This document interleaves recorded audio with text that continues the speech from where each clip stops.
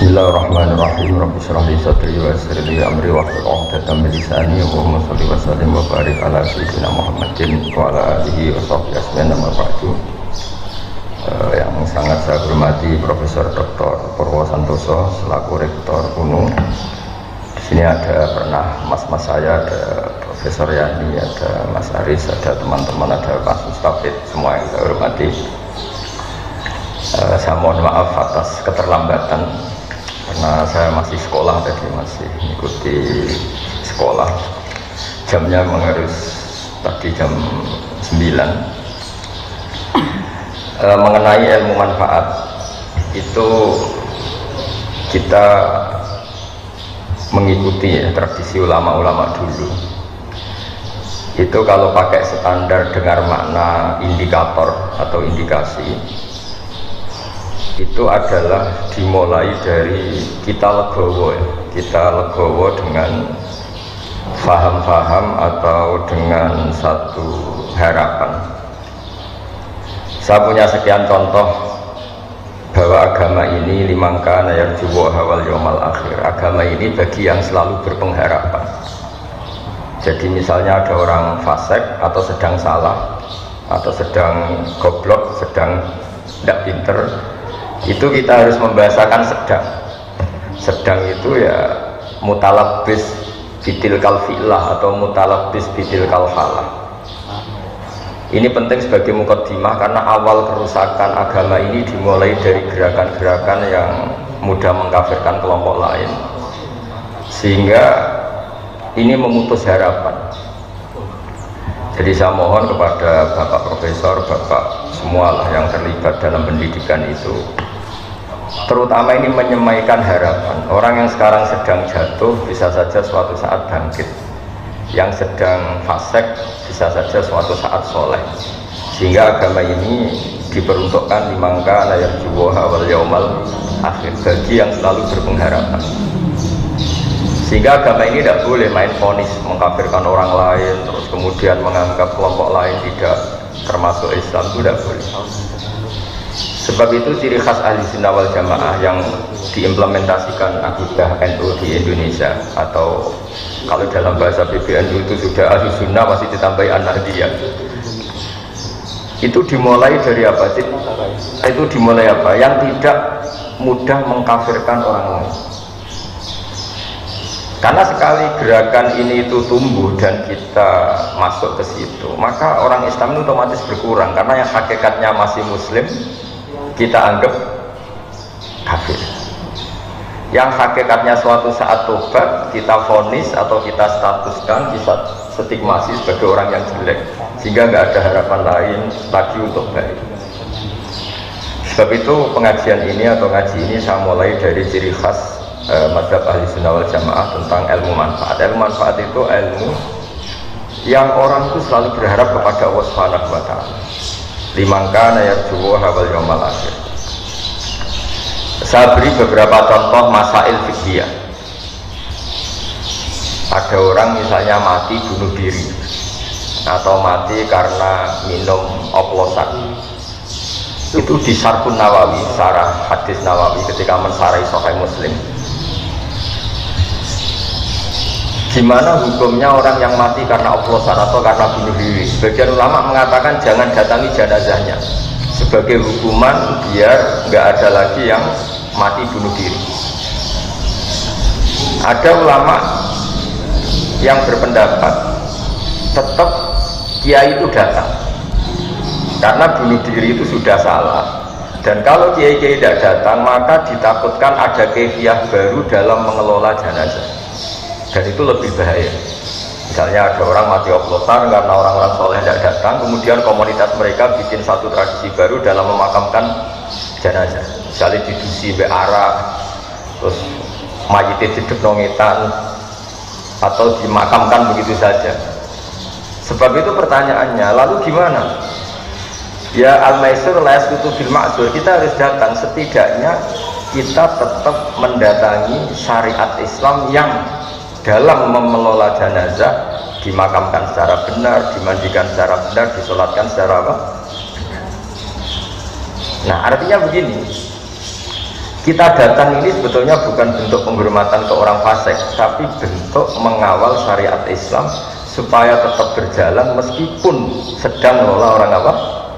Fasik. Jadi ini penting sekali saya utarakan supaya legowo kita sebagai pemandu ilmu atau pemandu mazhab Ahlussunnah wal Jamaah itu bukan urusan seneng dan tidak seneng, tapi kita ngawal syariat Islam ini kita ngawal. Caranya apa? Ya tadi selalu berpengharapan di mangkaan arjuwa wal jamaah. Kalau tadi dikatakan Pak Rektor misalnya susah menerapkan pesantren di kampus, tapi jangan pernah putus harapan. Al-Azhar itu ya kampus, tapi tradisinya pesantren. Di situ ada ijazah toreko, ada ijazah cara menghafal Quran secara benar, tapi tetap tradisinya itu kampus. Nah, saya memulai makalah ini dengan buku yang jenengan baca semua, yang jenengan bawa, nanti tak baca secara urut sebagian yang pokok-pokok. Saya mulai dengan ilmu manfaat itu ilmu yang kaya apa? Saya akan berpendapat ilmu yang selalu memberi kita harapan. Jadi agama ini kata Allah liman kana yarjuha wal yaumal akhir, bagi selalu yang punya. Ketika Sayyidina Umar ditanya ibadah paling baik itu gimana? Intidharul farad, selalu menunggu harapan, menunggu suatu saat ada kebaikan, ada hari yang lebih baik. Nah, itu dimulai dari mana? Dimulai misalnya seorang bapak yang awam, yang mungkin lugu atau bodoh, selalu bilang le kejo koyok bapak, akhirnya anaknya sekolah dan lebih baik. Ada orang yang nyuwun sewu, mungkin dia maling atau copet atau apa, kalau ngandani anaknya wis bapak tok sing nglakoni ning penjara, kowe aja sampai nasibmu koyok bapak. Dan dari harapan seorang bapak yang terpidana ini kemudian lahirlah anak-anak yang soleh. Ketika orang-orang kafir Mekah yang sangat sadis kepada Rasulullah SAW itu sampai Malakul Jibal itu enggak tega, terus menawarkan, ya Rasulullah, hari ini saya diutus Allah untuk apa? Untuk menghancurkan orang-orang Mekah yang mengusir engkau, yang menyakiti engkau. Tapi kata Nabi, jangan. Asallahu ayyukhrija min aslabihim ma ya'buduha wa la yusyriku bihi syai'an. Mungkin bapaknya kafir, tapi saya berharap nanti anak-anaknya menjadi mukmin. Jadi orang yang kafir saja Nabi tidak butuh harapan. Ini bukti itu ada di hadis sahih di Bukhari. Dan betul, Abu Lahab punya putri namanya Durrah, ada yang baca Darrah, itu mukminah sholihah. Abu Jahal punya anak namanya Ikrimah, ini termasuk sahabiyun jalilun. Jadi agama ini digerakkan oleh harapan liman kana yarjuwa. Bahkan ketika bapaknya belum, kan banyak sekarang di Indonesia, banyak di Indonesia itu orang yang nggak bisa baca Quran, anaknya kafir. Dimulai dari mana? Dimulai dari sebuah apa? Harapan liman kana yarjuwa wal yaumal akhir. Sebab itu dalam sebuah kitab Jami'u Ushulil Auliya, kitab tentang para wali, itu Abdul Hasan Asadili pernah mimpi. Di situ ketemu Nabi Nuh dan Nabi Muhammad SAW dalam mimpi. Itu Nabi Nuh digojlok begini sama Nabi Muhammad. Andai kan Nabi Nuh tahu bahwa dalam tubuh orang kafir bisa saja ada sperma nasamah namanya kalau dalam bahasa Arab, yang suatu saat ini jadi mukmin. Misalnya Abu Jahal, ternyata dia menyimpan nasamah, yaitu nanti jadinya ada Ikrimah bin Abi Jahal. Mungkin buyut-buyut kita, orang-orang di negara-negara Eropa, mungkin banyak yang mbah-mbahnya kafir, atau yang karuan ya di Arab. Di Arab itu banyak orang kafir yang karuan di kitab itu. Abu Jahal punya anak Ikrimah, Abu Lahab punya anak Darrah. Andai kan Nabi Nuh tahu bahwa orang-orang kafir yang beliau pasutkan itu mati, padahal di tubuh mereka tersimpan nasamatan mukminah, bisa saja tersimpan calon-calon orang mukmin, maka mada'a ala qaumin, maka tidak akan masukkan kaumnya. Artinya apa? Kenapa Nabi Nuh yang termasuk ulul azmi, akhirnya syariatnya Nabi Nuh menjadi syariat kita. Karena syariat kita tidak boleh Robbila tadar alal ardi minal kafirina daya. Karena yang sedang bodoh bisa saja di situ tersimpan calon-calon profesor, calon-calon doktor, calon-calon ulama. Padahal bapaknya awam atau lugu.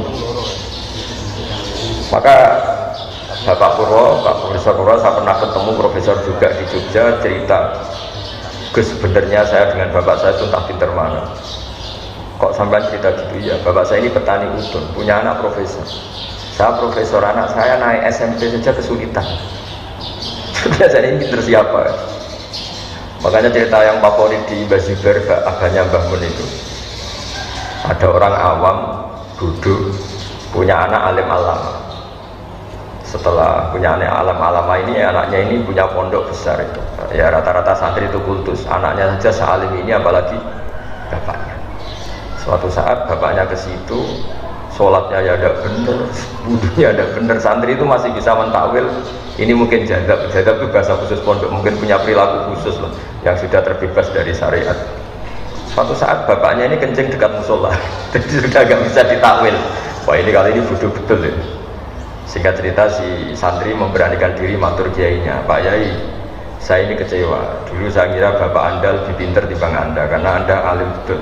Ternyata bapak anda ini bodoh. Terus kata sang kiai tadi, ora cung, bapakku itu pinter, sing bodoh itu mbahku. Kenapa bapak jenengan pinter? Karena memutuskan punya keputusan terbaik dalam hidupnya, yaitu saya dipondokkan, akhirnya saya jadi orang alim. Nak mbahku bodoh, berkora tau mondok no. Artinya apa? Generasi bodoh itu bisa diakhiri. Maka sebetulnya seorang yang bodoh itu ya sedang bodoh. Bisa saja di sini menyimpan tadi nasamatan sing mukminatan, nasamatan alimatan, nasamatan sing mu'jibatan.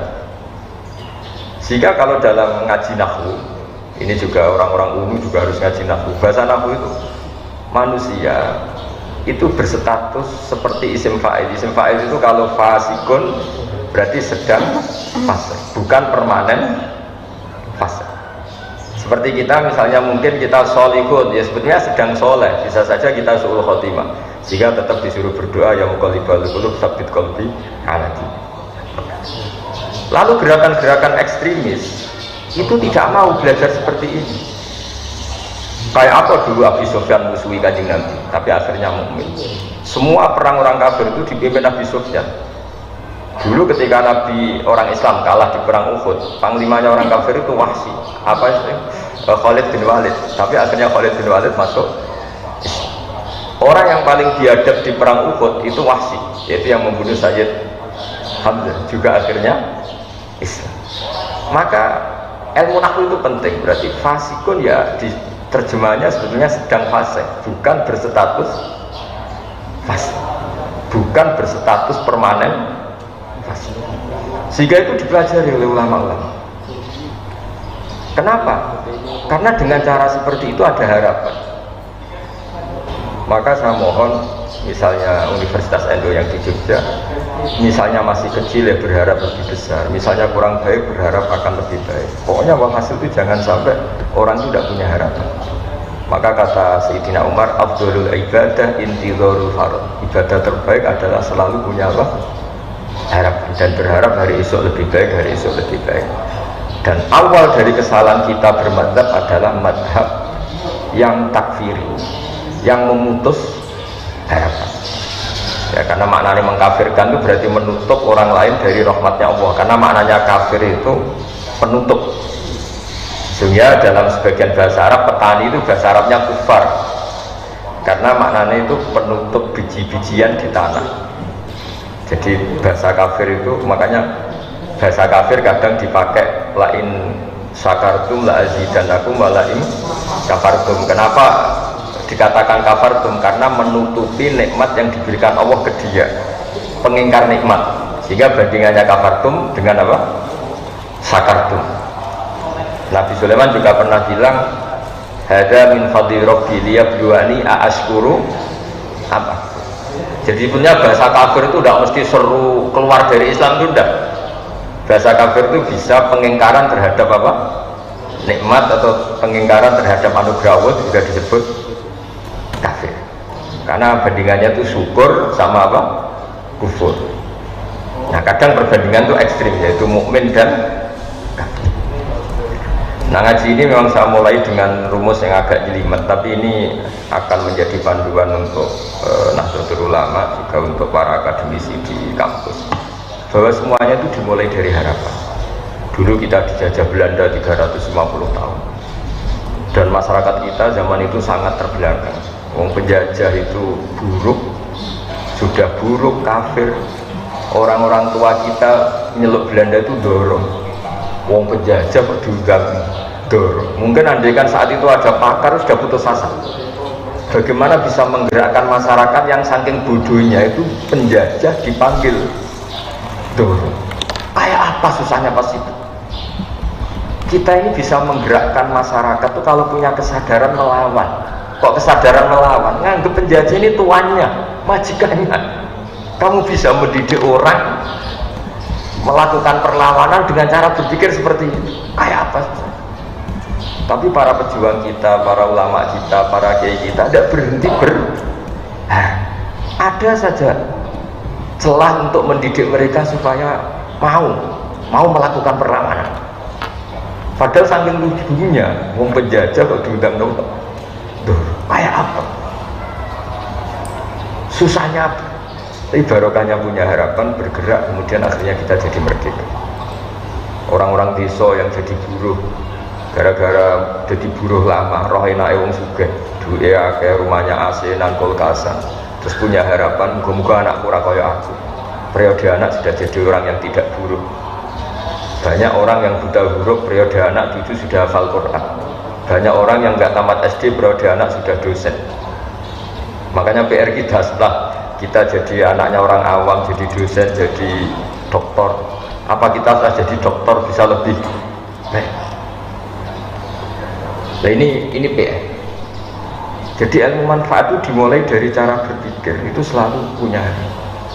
Makanya kalau dalam balaghah, di balaghah pesantren, kenapa Nabi Adam itu ditobati Allah?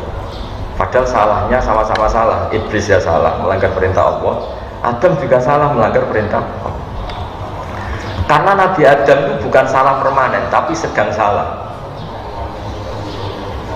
Yaitu Allah membahasakan wa aso adamu rabbahu fahuwa. Jadi kalau dalam bahasa Arab itu ada bahasa status, ada bahasa sedang. Misalnya begini, saya ini kan tidak penjahit. Seorang lagi, saya ini tidak penjahit. Terus pas Pak Rektor main ke rumah saya pas jahit sarung. Itu mesti bahasanya ra'aituhu yaqutu sauban atau ra'aituhu khata sauban. Saya melihat Gus Bah sedang menjahit.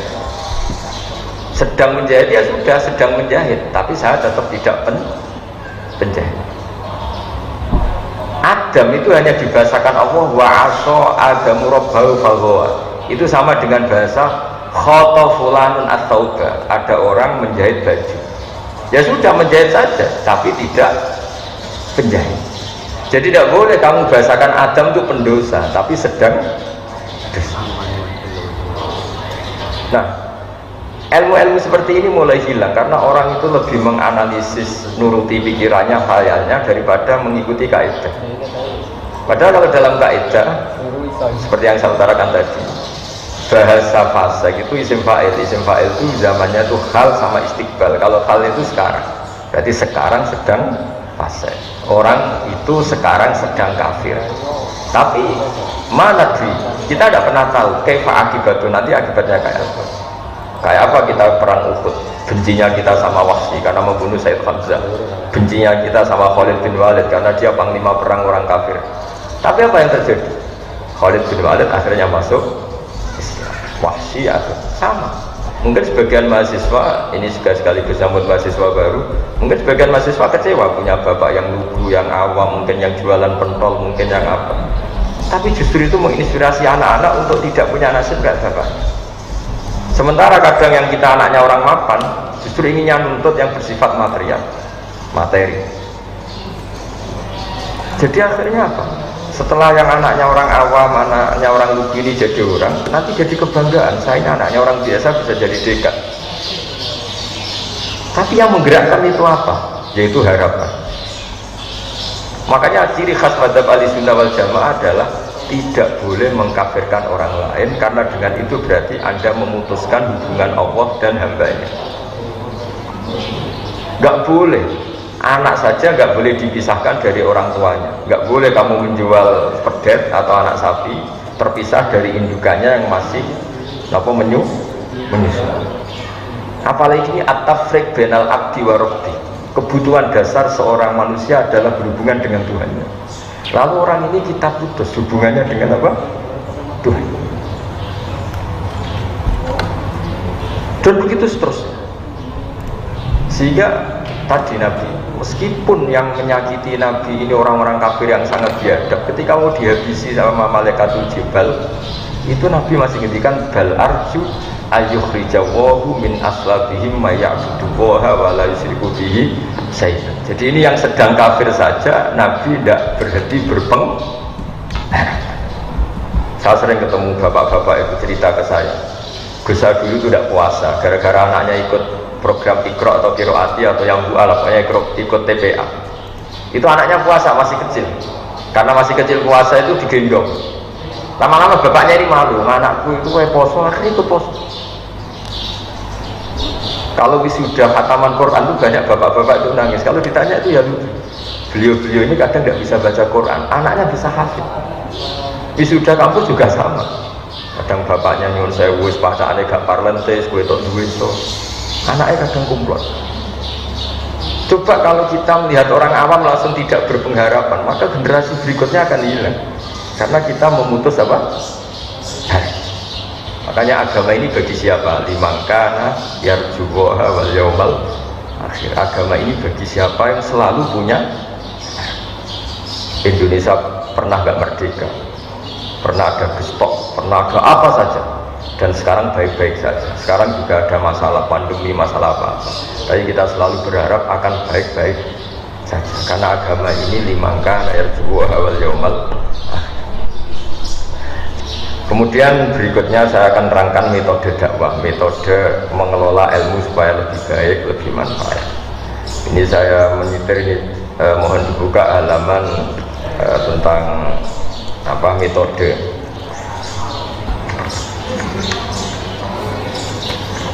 Tentang Sayyidina Umar diprotes sama beberapa sahabat karena beliau cara mimpin itu keras sekali. Kalau Abu Bakar lembut sekali. Jadi sama-sama dua pemimpin besar dalam Islam.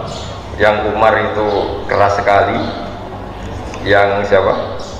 Abu Bakar lunak sekali. Halaman 25. Ya ini saya baca halaman 25. Jadi kan Rasulullah SAW kita tahu ketika intaqala ila rafiqil a'la, ketika pindah ke alam itu.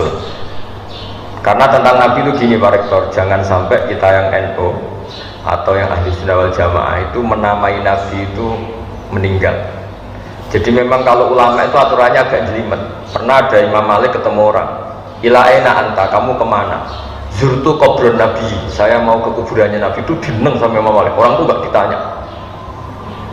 La taqul kubron Nabi wakul zurtun Nabi. Makanya orang Indonesia itu luar biasa. Yang paling awam pun kalau ditanya, kamu kalau haji mau kemana saja? Ziarah Kanjeng Nabi. Gak ada yang keterucut bilang ziarah kuburannya. Fa'innan Nabiya hayyun, karena menurut keyakinan kita Nabi itu masih hidup, hanya intikal pindah ke alam barzah. Sehingga orang Indonesia itu luar biasa. Orang paling awam pun kalau ditanya, kamu mau kemana setelah ibadah haji selesai? Mau ziarah Nabi. Gak ada yang menambahi kata kuburan. Itu sudah jadi kultur, sehingga mereka melafadzkan meskipun tidak paham ya ngomongnya gitu. Kenapa umrah? Ziarah Kanjeng Nabi. Di brosur juga gitu, ziarah ke Nabi, bukan ke makamnya Nabi. Jadi itu kultur kita sampai seperti itu. Ya kita tahu Abu Bakar mengganti Nabi. Abu Bakar itu alayin, dia halus sekali. Resiko halus adalah ketika melihat kemungkaran juga tidak berontak. Dan itu masalah, karena ciri utama agama Islam itu nahi mungkar. Sehingga Abu Bakar justru merasa yang mengganti beliau itu harus figur yang mewakili nahi mungkar karena beliau merasa mewakili amar ma'ruf. Sehingga sahabat tuh kaget sekali ketika ditanya siapa yang menggantikan engkau. Beliau menjawab Umar. Dua figur yang berbeda, perasaannya orang tuh nggak akan terlintas Abu Bakar kok memikirkan bahwa penggantinya itu adalah Umar, karena ini dua figur yang sangat kontras. Yang satu sangat lunak, yang satu sangat keras. Tapi kenapa akhirnya Abu Bakar itu minta diganti Umar? Kalau kita hidup di Jogja, di Solo, di kultur yang halus, mungkin seneng sama figur kayak Abu Bakar. Tapi misalnya Anda hidup di Kolombia, misalnya di daerah narkoba, di daerah-daerah yang keras, Anda akan butuh kayak Sayyidina Umar. Makanya dalam tarikh itu unik. Nabi pertama kali jadi Nabi dan yang Islam sudah ada beberapa, di antara yang sudah Islam itu Abu Bakar. Tapi Islam itu diteror oleh orang-orang kafir. Kalau mengaku Islam dijotosi, mengaku Islam disiksa. Sehingga Nabi itu angen-angen, waduh nak sing Islam melunak-lunak ini repot. Suatu saat Nabi jalan-jalan melihat Umar di pasar dan beliau sedang gulat. Di Umar itu preman, jadi kalau gulat itu menangan. Terus kata Nabi, Allahumma a'izzal Islam di Umar, semoga yang mau Islam yang jenis seperti ini. Betul. Sebagai riwayat ada yang cerita Nabi doa Senin gitu, Kamis sudah Islam. Pertama Islam masuk Umar, Umar masuk apa? Islam. Apa yang dilakukan? Bikin pengumuman. Siapa yang mengganggu Nabi Muhammad SAW akan saya bunuh. Sehingga gentenan orang kafir yang delik, bukan lagi orang Islam yang delik, tapi orang kafir yang sembunyi. Dan awal itu pula dimulai fasdak bimal tu'mar. Artinya apa? Figur kayak Abu Bakar itu belum memenuhi kebutuhan ketika ketemu orang kafir-kafir yang rese tadi. Sama, andai kan semua orang Islam itu lunak, itu nanti kalau ketemu yang harbi ya tentu yang kita masalahkan itu kafir yang harbi yang ingin merusak kita, bukan orang kafir yang mau berbaik sama kita. Walhasil singkat cerita Abu Bakar ini ingin diganti Umar. Karena ada kebatilan-kebatilan yang masif, ada kebatilan-kebatilan yang aktif. Singkat cerita ketika Umar mimpin ditanya sama Abdurrahman bin Auf, engkau mengganti orang yang sangat lunak, sementara engkau sangat keras. Nah ini yang terus dijawab, ya Abdurrahman, wa wallahi laqad lintu linnasi hatta khasyitu wa fil lail, tsumma stadadtu alaihim hatta khasyitu wa fi syiddah fa'ilal makhraj. Jadi intinya gini ya, ini saya beri analogi ya,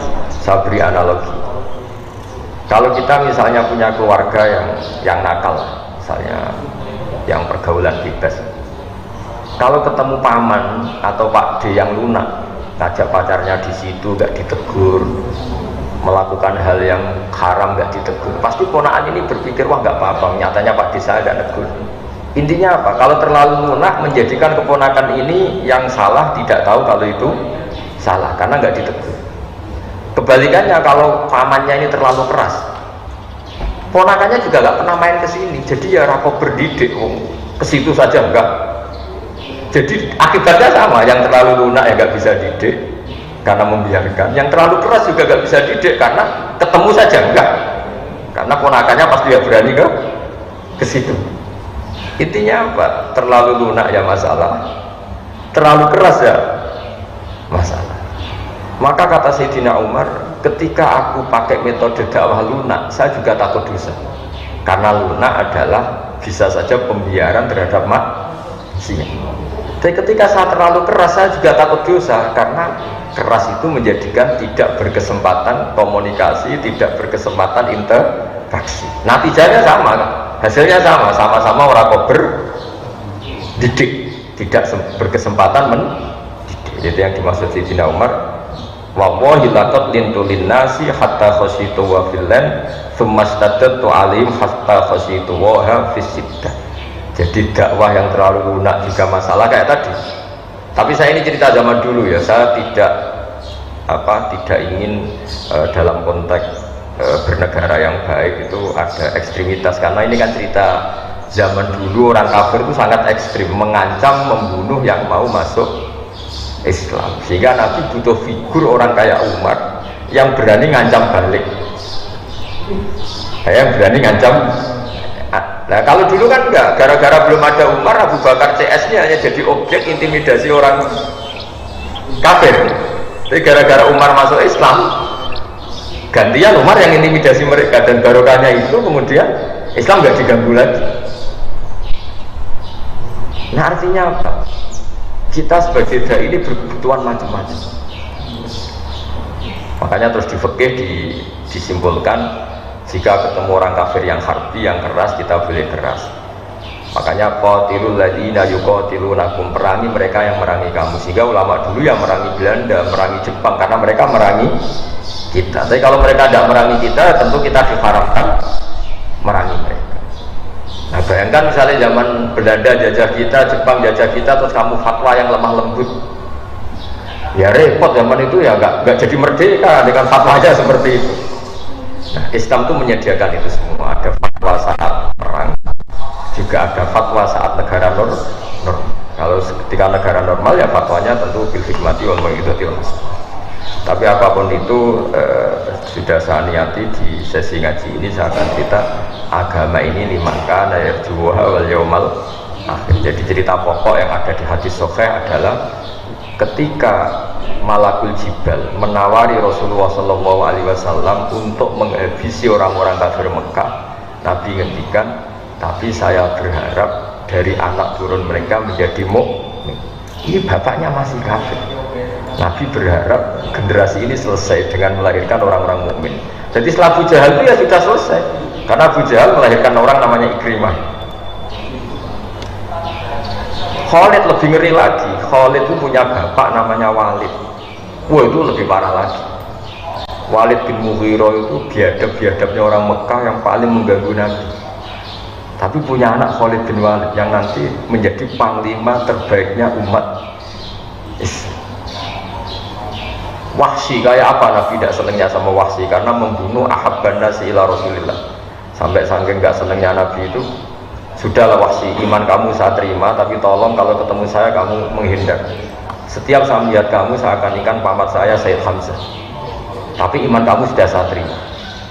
Sehingga masyhur itu dalam sejarah, Wahsy ketika perang Yamamah yang dipimpin Abu Bakar, dia berkeinginan membunuh Musailama al-Kadzdzab. Ada yang baca Musailama al-Kadzdzab. Kata beliau, kata Wahsy, saya berjanji fakama qataltu ahabban nasi ila Rasulillah sa'attu abghadun nasi ila Rasulillah. Saya bersumpah karena saya pernah berdosa membunuh orang yang paling dicintai Rasulullah, saya akan membunuh orang yang paling dibenci Rasulullah. Itu membunuh Musailama al-Kadzdzab yang ngaku sebagai nabi. Artinya apa? Orang yang biadab Wahsy, yang bunuh Hamzah sampai seperti itu, gila setelah dibunuh disobek perutnya oleh Hindun, kemudian jantungnya dikunyah, kayak apa? Tapi Hindun akhirnya ya jadi muslimah, Wahsy jadi muslim. Nah kenapa bisa begitu? Karena selalu ada. Nah contoh terakhir harapan yang tidak kesampaian tapi efeknya bagus. Abdullah bin Ubay bin Salul itu ketua orang munafik. Kayak apa fitnahnya Abdullah sama Rasulullah. Tapi ketika Abdullah bin Ubay itu meninggal, itu anaknya minta supaya Nabi itu ngasih gamisnya, sama Nabi dikasihkan supaya dipakai mengkafani siapa? Abdullah bin Ubay. Dan ini Ra'isul Munafikin. Bahkan setelah Nabi datang di jenazahnya itu, keluarganya minta supaya Nabi itu corong Jawa kayak ngidoni, semua visinya disuruh ngidoni bin barokah untuk idune kanjeng Nabi, diturutin. Orang tuh heran semua, kayak apa salahnya Abdul bin Ubay bin Salul sama Nabi. Nabi itu tiap jalan satu langkah dua langkah dihadang sama Umar. Amata zakarta ya Rasulullah qala Ubay kada wa kada. Engkau apa enggak ingat kayak apa Ubay menghujat engkau? Engkau apa enggak ingat kayak apa Abdul bin Ubay mencibir engkau, menghina umat Islam? Hati Umar, sudah tanah saya Umar, kamu minggir saya mau ke sana. Sampai terakhir Nabi mau mensolatkan, sudah tak mau takbir, baru ada ayat turun, wala tusolli ala ahadim minhum mata abada wala taqum ala qabr. Terus Nabi gak jadi sholat. Tapi apa yang terjadi? Meskipun Abdul bin Ubay akhirnya Nabi gak boleh sholat, aslama min qaumihi wa ashirati alfu ahli baitin. Karena sikapnya Nabi yang simpatik ini, keluarga Abdul bin Ubay masuk Islam semua. Wong kok sebaik itu, orang kok sebaik itu. Jadi artinya apa? Jangan-jangan orang yang sedang mati karena oplosan, punya ibu yang muslimah, punya keluarga besar yang muslim, sehingga ketika seorang kiai datang ini menjadi simpatik. Pak Yai di api, ya Mas yo anakku mati ini ya dihormat. Keluarganya Abdul bin Ubay gitu, wong kok api ya kayak Muhammad, ya nyelnya diangkar, mereka masih munafik. Akhirnya mereka masuk Islam semua, gara-gara melihat berkatu Rasulullah SAW betapa halusnya, dan itu menjadi manhaj kita. Jadi di NU itu di Tonggo Fasek terkenal koruptor, terkenal macam-macam, diundang-undangan ya teko.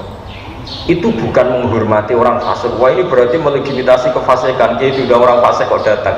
Sebetulnya itu mendatangi sebuah harapan, apa? Mendatangi sebuah harapan.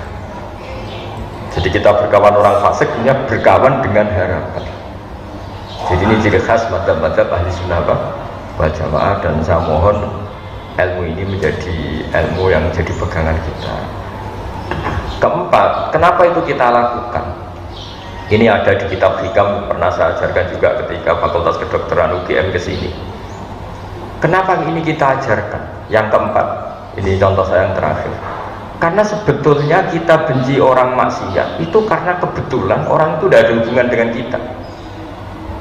Misalnya begini, kamu dipisoi orang, kan memaafkan itu susah. Coba bayangkan yang misoi itu anak kamu kepada orang lain, kamu berharap apa? Orang itu memaafkan anak kamu.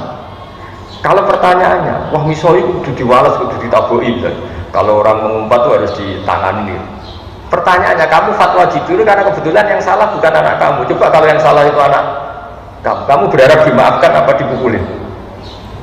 Dimaafkan. Makanya Nabi Ibrahim alaihissalam ketika diangkat di alam malakut, kemudian melihat orang maksiat, menurut kamu Ibrahim orang-orang maksiat itu diapakan? Habisi saja ya Allah. Mereka hidup di bumi, makan dari rezekimu, tapi maksiat terus. Sama Allah diturutin. Sampai 3 kali, ada 3 peristiwa. Ya, ada yang maksiat zina, ada yang maksiat maling, ada yang maksiat apa. Suatu saat Nabi Ibrahim disuruh nyembelih Ismail. Itu anakmu sembelih. Tidak bisa ya Allah, ini samrotu fuadi, ini buah hati saya, wafik ini kesayangan saya. Nah kenapa tidak boleh dibunuh? Ya ini kan kesayangan saya. Nah ya kan apa? Ya karena anak saya. Terus kata Allah, kamu apa tidak ingat di malam ketika kamu saya mi'rajkan, itu hamba saya yang bikin saya, kamu enak aja usul kamu bunuh. Setelah saya usul supaya anak kamu bunuh, kamu tidak mau. Memangnya kamu lebih sayang sama anakmu ketimbang saya sama hamba-hamba aku juga sayang. Enak saja kamu tidak ingin, tidak ikut bikin, hanya usul supaya tak bunuh. Semenjak itu Nabi Ibrahim sadar sebenarnya kebencian kita sama maksiat itu karena kebetulan. Itu udah anak kita. Coba kalau kamu jadi dosen lihat mahasiswa goblok itu mantelnya bukan main, tapi kalau itu anak kamu, wah dosen itu sing apian, ora oleh kereng-kereng saate bocah. Kalau dalam guyonan saya sering sebagai kiai itu sering guyon. Kalau ada pembantu mecahkan piring dimarahin, itu pasti salahnya 2. Mecahkan piring dan tidak cantik. Sekali itu cantik, apa majikannya bisa marah? Itu pasti. Begitu juga wong nyulayan janji kok diamuk. Itu mesti orang atasan. Coba kalau yang nyulayani Pak Mustafid ini rektor, sepurane aku terlambat, dia betul nopo. Tapi kalau yang terlambat ini office boy atau karyawan, nggak disiplin, nggak profesional. Maka kalau ada kemarahan terhadap kesalahan, pasti sebabnya 2, salah dan tidak prospek. Ada, tapi ini nggak diomongkan, yang kedua ini nggak diomongkan. Nah itu semenjak itu sadar kearifan. Jangan-jangan kebencian kita terhadap maksiat itu sebetulnya bukan karena maksiatnya saja, karena kebetulan itu tidak keluarga kita, tidak anak kita. Nah kearifan-kearifan seperti ini itu harus hidup di komunitas Nahdlatul Ulama, di komunitas NU, umumnya di komunitas Islam. Jadi jangan belajar Islam dari segi lunak saja, karena kan itu yang kamu ajarkan, nanti kita kesulitan cari metode ketika menghadapi penjajah. Itu ya ada momennya sendiri. Islam ekstrim itu ada momen ketika ada penjajah. Tapi ketika negara sekarang sudah normal, kita harus semua berhikmati wa bi'idzatil hasanah. Tapi apapun itu saran saya satu, orang nggak boleh nggak punya harapan, karena agama ini limangkana yarjuwaha wal yaumal akhir, bagi yang selalu punya harapan. Saya kira demikian. Assalamualaikum warahmatullahi wabarakatuh.